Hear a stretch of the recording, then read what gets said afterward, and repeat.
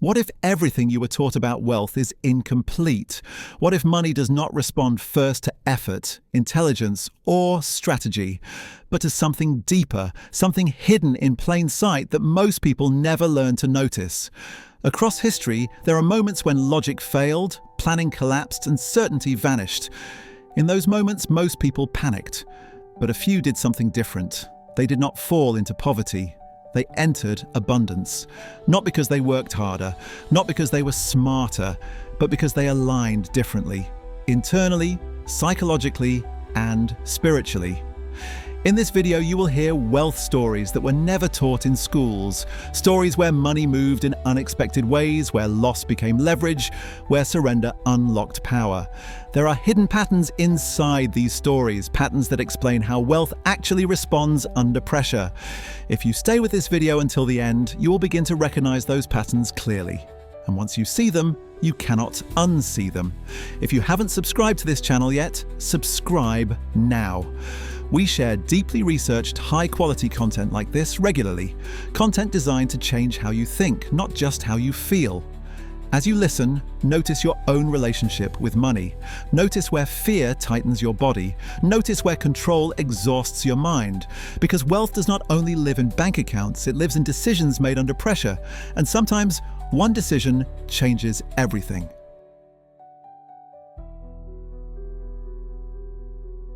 Story 1. The merchant who gave away his last coin and opened a trade route. In the port city of Sarin, wealth was visible. Ships lined the harbour. Cranes lifted cargo from dawn until dusk. Merchants spoke loudly, laughed confidently, and pretended they were certain about tomorrow. Kaveh was one of them.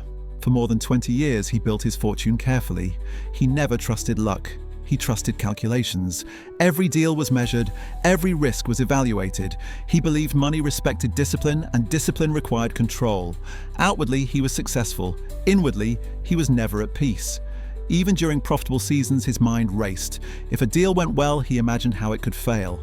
If a partner praised him, he wondered what they were hiding. At night, while the city slept, his thoughts kept working like guards that never stood down. He believed worry was responsibility. He believed tension was intelligence. Then the system he trusted collapsed. It began quietly. One ship delayed, then another. Borders closed. Rebels blocked trade roads. Insurance vanished. Banks tightened credit. In less than a month, Kaveh watched his warehouses empty and his accounts bleed dry. He fought back. He lowered prices, he sold assets, he begged for time. Nothing stopped the fall. What hurt most was not losing money, it was losing status. People who once greeted him warmly avoided his eyes, invitations stopped, conversations ended quickly. He learned something brutal about wealth. When money leaves, so does attention. On the final night, he counted what remained. One coin, not gold, not impressive, just a single, worn silver coin resting in his palm. That coin became everything. It was food, shelter, identity, proof that he still existed in the world of trade. Without it, he believed, the fall would be complete. His thoughts attacked him relentlessly. Hide it. Protect it. Without this, you are finished. Before sunrise, unable to stay inside his own fear, he walked toward the city gate. He told himself he needed air, but something else was guiding him, something he didn't trust because he couldn't explain it. Near the gate sat a traveler against the stone wall. His clothes were torn, his face bruised. One hand pressed against his ribs as if breathing itself caused pain. Beside him lay a broken strap where a bag once hung. Kaveh tried to walk past, but the traveler looked up. There was no desperation in his eyes, only exhaustion and a strange calm that unsettled Kaveh more than begging ever could. I was robbed on the road, the man said. I don't ask for charity, only enough for bread and water. If I can walk one more day, I can reach my brother's town and work. Kaveh's hand touched his pocket. The coin was there. Fear exploded inside him. This is madness. You owe this man nothing. What about tomorrow? Then a quieter thought surfaced, clear, uncomfortable, undeniable. Even if you keep this coin, you still feel like you are dying. That truth struck deeper than fear. The coin was not protecting him, it was chaining him to panic. It gave fear something to defend, something to cling to. Slowly, deliberately, Kaveh placed the coin in the traveller's hand. The traveller stared at it in disbelief. Then he closed his fingers gently, as if holding something sacred. "You didn't just give money," he said. "You gave a future." Then he stood and walked through the gate, disappearing down the road. Kaveh waited for regret. It never came. Instead, his chest loosened. His breathing slowed. The noise in his mind faded. For the first time in decades, he was fully present. Days later, he took work loading cargo. He did not hide his situation. He did not beg. He worked calmly, attentively. People noticed. Someone recognized his name. Someone remembered his honesty. Someone mentioned the story of the traveler. That story spread faster than any product. Trust followed it. A ship captain offered him passage to negotiate new deals. A caravan leader invited him to explore an untried route. "It's risky," the man said, "but people there need cloth and salt. They pay well. We only go with someone we trust." Kaveh understood what had happened. He had tried to control wealth, but wealth had responded to character. That last coin did not disappear. It transformed into reputation, into access, into opportunity. What eventually became a trade route across deserts and seas did not begin with ambition. It began with a single moment where fear lost control. The moral of the story: money responds to trust faster than it responds to strategy. Wealth grows where reputation is strong and fear is released. Your last coin, whether money, pride, or control, may feel like safety, but holding it too tightly can block the future entirely. If this story changed how you think about wealth, subscribe to this channel. Like this video so the story reaches others. And comment below, what is your last coin? Story 2. The monk who renounced everything, then fed an entire kingdom. The monk arrived in the kingdom of Belar with nothing that could be counted as wealth. No money, no land, no family name, no trade. He carried only a small bowl, a worn cloak, and a calm that did not belong to a hungry man. The guards at the city gate barely noticed him. In Belar, attention followed power, and power followed money. A man with nothing did not register as a threat, a resource, or a problem. He was invisible. Belar at that time was rich on paper and starving in reality. The kingdom had gold in its treasury. It had warehouses filled with grain. It had merchants who controlled caravans and farmers who still worked the land. Yet prices rose every week. Bread became smaller, meat disappeared, markets grew tense, then dangerous. Fear spread faster than hunger. When people fear poverty, they change. Neighbors become competitors. Friends become risks. Every meal becomes a calculation. Wealth, instead of flowing, begins to freeze. The king responded the only way he knew how, through control. He ordered rationing. He set price limits. He punished merchants who raised costs. Soldiers were sent to seize food from villages suspected of hoarding. On paper, it looked like leadership. In reality, it deepened the crisis. Merchants hid supplies, farmers sold grains secretly at night, officials accepted bribes to look the other way. The black market grew stronger than the legal one. The kingdom had food, but it stopped moving. The problem was no longer production. The problem was trust. The monk, named Sargon, walked through this tension quietly. He did not argue in markets. He did not criticize the king. He did not offer solutions. He listened. When someone offered him food, he accepted it with gratitude. Then before leaving, he shared it with someone weaker. When asked why, he said simply, "Food stops feeding people when fear locks it away." Many laughed at him. "If you keep giving," they said, "you will have nothing left." Sargon smiled because he already had nothing, and yet he was not afraid. Something subtle began to happen around him. People noticed that after sharing, they did not collapse. They did not starve overnight. Instead, conversations softened. Faces relaxed. Someone else offered food. Someone else brought water. Fear left their bodies before it left their minds. Psychology shifted before economics did. A baker who had hidden flour under his floorboards watched Sargon give away his last piece of bread and still sleep peacefully. That night, the baker opened his storage. He baked extra loaves and placed them outside his shop at dawn.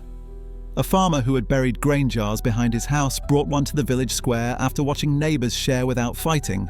Small acts multiplied, not because people became saints, but because fear loosened its grip. When fear drops, the nervous system calms. When the nervous system calms, thinking becomes clearer. When thinking becomes clearer, cooperation returns. Food began to move, quietly, naturally, without force. Merchants noticed something strange. In areas where sharing increased, theft decreased. Violence slowed, trade resumed, stability returned, even profits improved. The monk was not creating food, he was restoring circulation. Eventually, word reached the palace. Reports said villages were eating again, markets were stabilizing without military intervention. The king, suspicious and irritated, summoned Sargon. "You own nothing," the king said, studying him. "Yet, wherever you go, food appears. Explain." Sargon met the king's eyes calmly. "Your kingdom does not suffer from lack," he said. "It suffers from fear. Fear stops wealth from moving." The king frowned. "Fear is natural." "Yes," Sargon replied. "But when fear rules decisions, wealth hides. When trust returns, wealth flows." The king challenged him. "And what do you gain from this?" "Nothing," Sargon answered. That answer unsettled the room. Everyone else wanted something: power, payment, recognition, influence. A man who wanted nothing could not be bought, threatened, or controlled. That made him powerful. Behind closed doors, the wealthiest merchants in Belar began funding grain shipments from distant lands, not out of charity, but clarity. They understood that stability protected long-term profits. They reopened trade routes, paid guards, and invested in trust instead of secrecy. The famine ended. Belar survived not because it discovered hidden treasure, but because fear stopped blocking wealth. Sargon left the kingdom the same way he arrived, quietly, with his bowl and cloak. He did not stay for praise or reward, but the merchants who acted during the crisis became richer than before. They earned loyalty, stable markets, and lasting partnerships. They learned a truth most people miss. The moral of the story: fear freezes wealth. Trust allows it to circulate. Story 3. The king who lost his crown but found infinite riches. King Amun ruled one of the most orderly kingdoms of his time. Taxes were collected on schedule, trade routes were protected by soldiers, the treasury was full, and the palace gates were heavy with gold. From the outside, the kingdom looked successful, but beneath the surface, something was wrong. Amun believed strength came from control. Every decision passed through him. Every law tightened his grip. He trusted systems, guards, and punishment more than people. He believed fear created obedience, and obedience created stability. And for a long time, it worked. Merchants paid taxes without complaint. Farmers met quotas. Officials followed orders. Silence ruled the streets, and Amun mistook silence for peace. What he did not see was what fear was doing to wealth. Merchants hid profits to avoid attention. Traders inflated prices to protect themselves from sudden policy changes. Officials accepted bribes quietly, knowing punishment was harsh but selective. Business did not disappear. It went underground. The kingdom looked rich, but it was becoming fragile. The fall came suddenly. A trusted general betrayed him. Several high officials, tired of living in fear, switched sides. Palace gates were opened from within. By sunrise, Amun's crown was gone, his guards scattered, and his authority erased. There was no dramatic battle, no heroic last stand, just removal. Amun was pushed out through a side gate wearing plain clothes, no announcement, no dignity. The same people who once bowed avoided his eyes. At first, his mind burned with rage. He replayed the betrayal again and again. He imagined revenge. He planned how he would return and punish those who turned on him.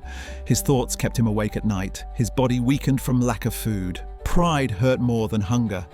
For the first time in his life, Amun had no power to command money, shelter, or loyalty. He wandered through villages unnoticed. He slept outdoors. He ate what strangers offered. Each night stripped another layer from his identity. Slowly, something unexpected happened. Without a crown, people spoke freely around him. Merchants complained openly about taxes. Farmers talked about fear. Traders explained how unpredictable laws forced them to hide wealth instead of investing it.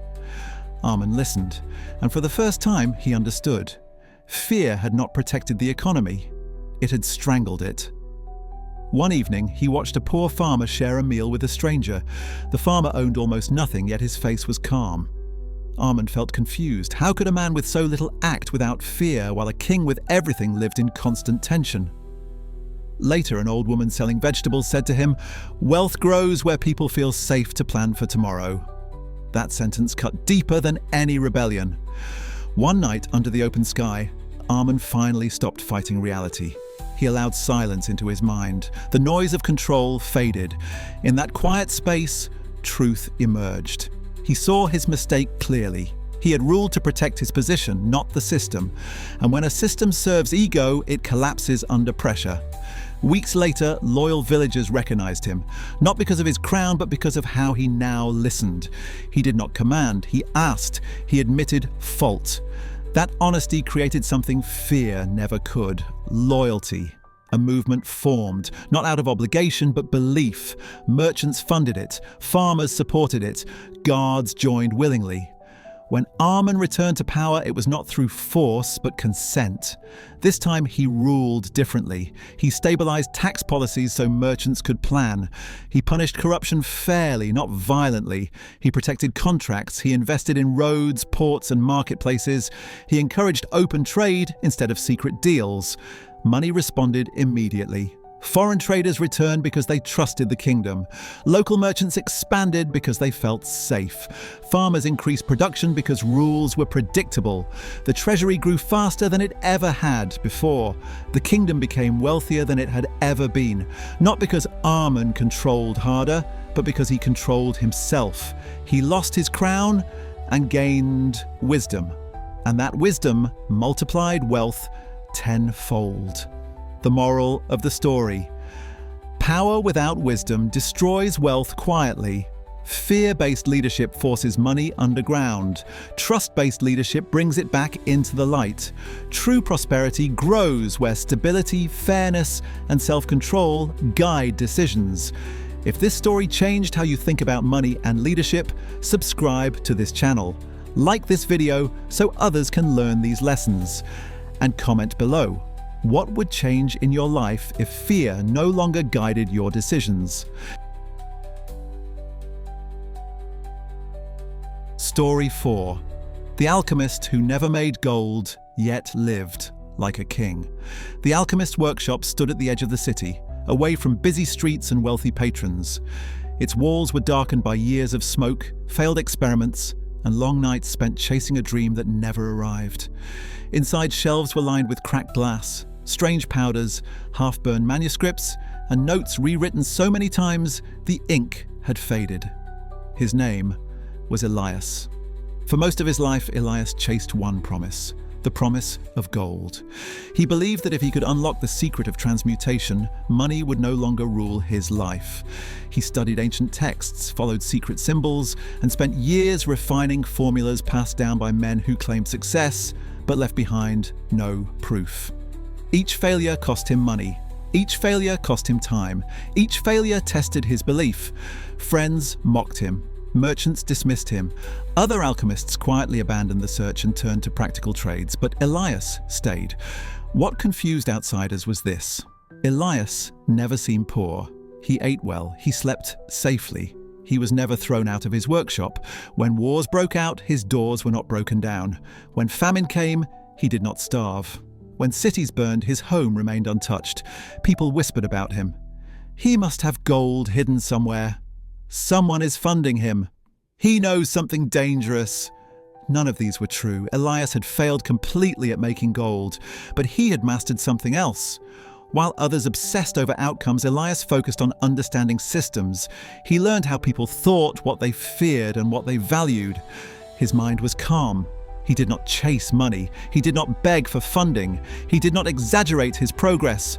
When patrons visited, he spoke honestly. "I have not succeeded," he would say, "but here is what I have learned." That honesty disarmed people. Wealthy patrons are used to being lied to. They expect desperation. Elias offered neither. He treated money as a tool, not a savior. Because of this, people trusted him. A noble once asked him, "Why do you continue if you have failed so many times?" Elias replied, "Because knowledge compounds, even when gold does not." That answer stayed with the noble. Patrons continued supporting him, not because he promised riches, but because he never threatened their trust. He did not gamble with their money. He documented everything. He shared insights freely. Over time, Elias became something rare, reliable. Merchants consulted him on metallurgy. Doctors asked about mineral compounds. Artisans sought advice on dyes and alloys. Elias charged modestly or accepted food and protection instead of coin. His value spread beyond gold. When danger came to the city, guards protected his workshop first. When taxes rose, officials exempted him quietly. When rivals accused him of fraud, no one believed them. Elias lived like a king without ever wearing a crown. He understood something fundamental about wealth. Money flows toward those who reduce risk for others. Elias was not rich because he made gold. He was rich because he created certainty, trust, and long-term value. Years later, a young apprentice asked him, "Master, do you regret never making gold?" Elias smiled. Gold attracts fear. Understanding attracts protection. He never produced a single coin through alchemy, yet his life was abundant, safe, respected, supported. The moral of the story: wealth does not come only from producing money, it comes from producing value, stability, and trust. Those who chase gold often live in fear. Those who master usefulness are protected by society itself. If this story changed how you see success and money, subscribe to this channel. Like this video to help it reach others. And comment below, are you chasing wealth or building value that attracts it? Story 5. The widow whose empty jar never ran dry. The widow lived at the edge of the town, in a small house that people passed without noticing. After her husband died, his debts remained, but his income disappeared. The land they owned was poor. The tools were old. Each month felt smaller than the last. She learned quickly how fragile security really is. At first, she tried to hold on to everything. She measured every grain. She rationed every drop of oil. Fear lived in her chest like a permanent weight. Nights were the hardest. In the silence, her thoughts raced ahead, calculating how long she could survive before everything was gone. Money does that to the mind. When it runs low, imagination turns cruel. Creditors came often. They spoke politely at first, then firmly. Each visit reminded her of what she did not have. Each visit tightened her grip on the little she owned. In her house sat one jar of oil. Not full, not valuable, just enough to cook a few meals. To the widow, it became everything, proof that tomorrow still existed. One afternoon, a stranger passed through the town. He was known as a man who spoke difficult truths. People respected him, not because he promised miracles, but because his words forced honesty. When he reached the widow's door, she expected nothing. She had nothing to offer. She told him the truth. "I have nothing except this jar. Soon even that will be gone." The stranger did not offer sympathy. He offered a question. "What will you do with what you still have?" The question unsettled her. She had been asking herself how to protect it, not how to use it. He instructed her to borrow empty jars from her neighbors, as many as she could. The request sounded unreasonable. Borrowing containers when she had no oil to fill them felt foolish. Yet something in his voice was calm, grounded, certain. She hesitated. Fear argued loudly. What if I waste the last of it? What if people laugh? What if this is the final mistake? But desperation has a way of opening doors fear keeps shut. She borrowed the jars. That night, alone in her house, she began to pour oil from the small jar into the empty ones. She expected it to stop quickly. Instead, it kept flowing. Jar after jar filled. Her hands trembled. Her mind tried to understand, but understanding was not required. The next morning she sold the oil, paid her debts, bought food, rested for the first time in months. Yet what mattered most was not the oil. It was the shift. She had moved from hoarding to circulation, from fear to action, from paralysis to trust. From that day forward, her household never collapsed. She worked, she traded, she shared, she invested carefully, but without panic. People trusted her because she was calm. Opportunities appeared because she was not desperate. The jar did not magically refill forever, but wealth did. Because she learned something essential. Money responds to movement, not fear. The moral of the story: scarcity grows when fear freezes action. Wealth appears when resources are allowed to move. Holding tightly feels safe, but it often blocks solutions. Using what you have wisely and courageously opens doors fear cannot see. If this story resonated with you, subscribe to this channel, like the video to support this work, and comment below. Where in your life are you holding on too tightly? Story 6. The samurai who laid down his sword and was rewarded by fate. The samurai named Hiroto was known for one thing above all else: discipline. From childhood, he was trained to believe that survival depended on strength, loyalty, and obedience. His sword was not just a weapon, it was his identity. It determined his income, his status, and his place in the world. Without it, he would be nothing. For many years, the system worked. Hiroto served a powerful lord whose lands were wealthy and orderly. Soldiers were paid on time, farmers were protected. Trade flowed safely through the region. In exchange, the samurai enforced the law without question. Violence was not emotional, it was professional. But power attracts ambition.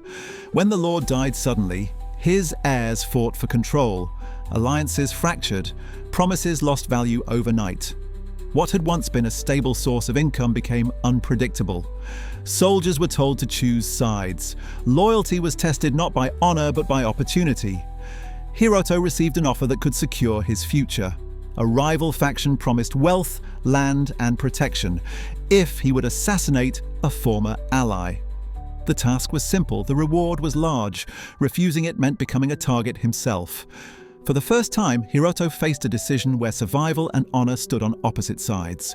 His mind argued relentlessly. A dead man has no principles. Honor does not feed future generations. Everyone else will accept the offer. Money has a way of forcing urgency. When income is threatened, values feel expensive. That night, Hiroto sat alone with his sword across his knees. He understood the truth clearly. If he acted against his code, he might survive, but he would become unreliable. And unreliable men are never trusted for long.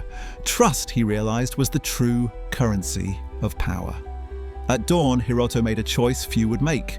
He laid down his sword, he refused the offer, he walked away from both factions. In doing so, he lost his income, his protection, and his place in the social order. Other samurai mocked him. Honor does not buy rice, they said. They were right, temporarily. Hiroto left the region, traveling with nothing but his reputation. He worked as a guard for merchants, refusing bribes and never abusing his strength. Caravans noticed. Traders spoke quietly among themselves. He cannot be bought. That reputation became valuable. Merchants hired him not for violence, but for certainty. Routes under his protection were safer.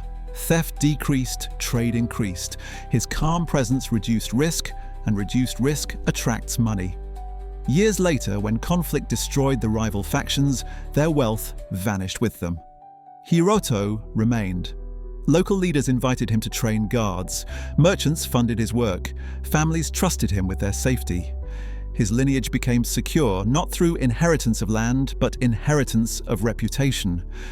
Hiroto never reclaimed his sword as a symbol of power. He became something more valuable, a man whose word protected wealth across generations.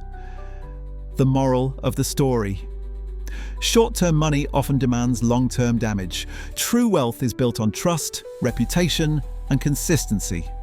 When you choose honor over fear, you may lose income briefly, but you gain something that compounds forever. If this story gave you a new perspective on money and integrity, subscribe to this channel. Like this video to support more stories like this. And comment below, what principle would you refuse to sell even under pressure? Story 7. The sailor who followed a whisper instead of a map. The sailor's name was Irene. He had spent most of his life at sea, following charts drawn by men who never sailed as far as they claimed. He trusted maps, stars, measurements, and experience. Intuition to him was nothing more than superstition sailors blamed when planning failed. Yet despite his discipline, Irene remained poor. He worked on other men's ships. He took orders. He survived storms and pirates. But profit always belonged to someone else. Each voyage ended the same way. Enough money to survive, never enough to advance. As years passed, fear began to tighten around his thoughts. He wondered if this was all life had planned for him. The sea, which once felt open, began to feel limiting. Then came the voyage that changed everything. Irene joined an expedition funded by wealthy investors searching for a rumored island rich in trade goods. The route was carefully planned. The maps were precise. The expectations were high. Failure would mean debt and disgrace. For weeks, the journey followed the charts exactly. Then, one night, something strange happened. While standing watch, Irene felt an unexplainable pull. Not a voice, not a vision. A quiet certainty pointing away from the planned route. It made no sense. There were no currents marked there, no stars guiding that direction. Only open water. He tried to ignore it. Logic argued loudly. Maps are tested, feelings are not. If you speak, you will be punished. If you are wrong, everyone loses. But the pull returned night after night, growing stronger. Finally, during a violent storm, the ship was forced off course. The captain panicked. Charts failed, stars disappeared. In the chaos, Irene spoke. "There is another way," he said. "I don't know why, but we should turn west." The crew laughed. The captain hesitated, but with no clear alternative, he agreed. They followed the whisper. 2 days later, the storm cleared, and the ship sailed into calm waters near an unmarked coastline. Smoke rose in the distance. Villages, ports, a trading hub unknown to their charts. The people there had rare goods, untouched markets, and no competition. The crew traded supplies for wealth beyond expectation. When they returned, their profits stunned the investors. Irene was no longer a worker. He became a partner. He learned something crucial. Maps show where others have been. Intuition points where opportunity still hides. The moral of the story. Wealth does not only reward planning, it rewards awareness. When logic reaches its limit, intuition can reveal paths no system records. If this story expanded your understanding of opportunity, subscribe to this channel. Like the video to help it reach others. And comment below, have you ever ignored a quiet inner signal that later proved true? Story 8. The philosopher who refused payment and became invaluable. The philosopher named Leon lived in a small stone house near the edge of the city. He owned few possessions, no land, no business, no title. His clothes were plain, his meals simple. From a distance, he looked like a man who had chosen poverty. Yet the most powerful people in the city sought him out. Merchants with full vaults knocked on his door late at night. Officials sent messengers in secret. Even rulers from distant regions requested private conversations with him. What they wanted was not advice in the ordinary sense. They wanted clarity. Leon had a rare ability. He could listen to a person speak for only a few minutes and then ask a single question that exposed the truth they were avoiding. He did not flatter. He did not intimidate. He spoke calmly, and his words stayed with people long after the conversation ended. When visitors tried to pay him, Leon refused. "No coin," he said. "No gifts, no favors." This confused everyone. In a city where everything had a price, a man who refused payment seemed foolish. Some thought he was hiding arrogance behind humility. Others believed he must be secretly wealthy. But Leon understood something most people do not. The moment wisdom is sold, it becomes a product. And products lose power the moment a price is attached. When advice has a price, people question its motive. They wonder, is this truth Or is this what I paid to hear? Leon removed that doubt completely. Because he refused money, his words carried weight. People listened more carefully. They returned not for comfort, but for honesty. A wealthy merchant once asked him, "If you never charge, how do you survive?" Leon replied, "Value attracts protection. Payment attracts expectation." And he was right. People who benefited from his insight protected him. They ensured his home was safe. They brought food without being asked. When accusations arose against him, influential voices defended him instantly. Leon never needed to ask. His value was so high that the city itself took care of him. More importantly, his refusal to charge made his time scarce. Not everyone could access him. Only those who truly needed clarity sought him out. That scarcity increased his importance even further. When political unrest shook the city, leaders met with Leon before making decisions. They trusted him because he had nothing to gain. His neutrality stabilized markets. His clarity prevented reckless moves that could have collapsed trade. Leon never owned a business, yet he influenced the flow of money across the entire city. He proved something counterintuitive. When you stop selling wisdom, it becomes priceless. The moral of the story. True value is not always priced. Sometimes refusing payment increases worth. When your contribution is rooted in integrity, society protects and rewards you in ways money alone cannot. If this story changed how you think about value and pricing, subscribe to this channel, like the video to support meaningful storytelling, and comment below. What skill do you have that might be more powerful if you stopped underselling it? Story 9. The village that shared everything and never starved. The village of Ellen was not rich. It sat far from major trade routes, surrounded by dry land and narrow roads. No mines, no ports, no powerful families. On most maps, it barely existed. Yet when famine swept through the region, Ellen did not collapse. Neighboring towns did. At first, no one understood why. When the drought began, fear spread quickly. Crops failed. Wells lowered, prices doubled, then tripled. Merchants raised costs overnight. Families began hiding food. Doors closed. Trust disappeared. Scarcity does not begin with empty fields. It begins with empty confidence. In most villages, panic followed the same pattern. Those with extra stored it secretly. Those without borrowed, then begged, then stole. Violence followed hunger. Markets stopped functioning. Trade died. But Ellen reacted differently. Not because they were kinder, not because they were wealthier, but because they understood something crucial about money and survival. Years earlier, after a small crisis nearly destroyed them, the elders of Ellen made a quiet agreement. They decided that in times of hardship, hoarding would be treated as a greater danger than hunger itself. Every household kept records, not for punishment, but transparency. Food, tools, seed, labor, everything was known. When the famine arrived, the village gathered. Fear was present. No one denied it, but instead of hiding, they spoke openly. Who had grain? Who had none? Who could work? Who could not? The idea terrified many.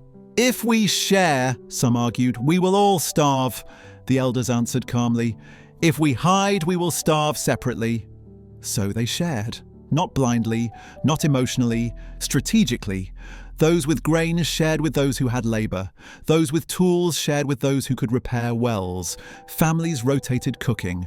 Waste dropped. Theft vanished because nothing was hidden. Something powerful happened. When fear left, thinking returned. People began innovating. New irrigation methods were tried. Barter replaced broken markets. Trade with distant villages resumed because Ellen became known as stable and fair. Merchants preferred to trade with them. Why? Because predictable systems attract money. While surrounding towns burned resources, protecting themselves from one another, Ellen invested energy into cooperation. That cooperation became efficiency. Efficiency became surplus. They did not avoid hardship, they avoided collapse. When the famine ended, Ellen emerged stronger than before. They had reserves, they had trust, they had reputation. Merchants extended credit, traders offered partnerships, outsiders moved in. The village slowly became a local hub. All because they understood one truth. Wealth is not destroyed by sharing, it is destroyed by fear. The moral of the story: money does not disappear during crisis, it changes behavior. Communities that reduce fear and increase trust keep wealth circulating. Those that hoard create collapse. Whether in a village, a family, or a business, shared stability creates long-term prosperity. If this final story completed the picture for you, subscribe to this channel, like the video to help others learn these lessons, and comment below. In times of pressure, do you isolate or build systems that support everyone? All these stories lead to one clear truth. Wealth does not belong to the loudest, it does not belong to the most aggressive, and it does not belong to those who live in constant fear. Wealth belongs to those who are aligned in thought, aligned in action, aligned in trust. Fear freezes money. Fear clouds judgment. Fear turns opportunity into threat. But trust does the opposite. Trust allows movement. Trust restores clarity. Trust opens doors that force never can. Again and again, the greatest fortunes were not born in comfort. They were born in moments of uncertainty, when fear loosened its grip and something deeper took the lead. If these stories stirred something within you, pay attention. That awareness is not accidental. Thank you for staying with this journey. If this message mattered to you, stay with us. Subscribe so you don't miss what comes next. Like this video so the message can travel. Share it with someone who needs to hear it. Because wealth is not only something you chase, it is something you allow. And alignment is where it begins.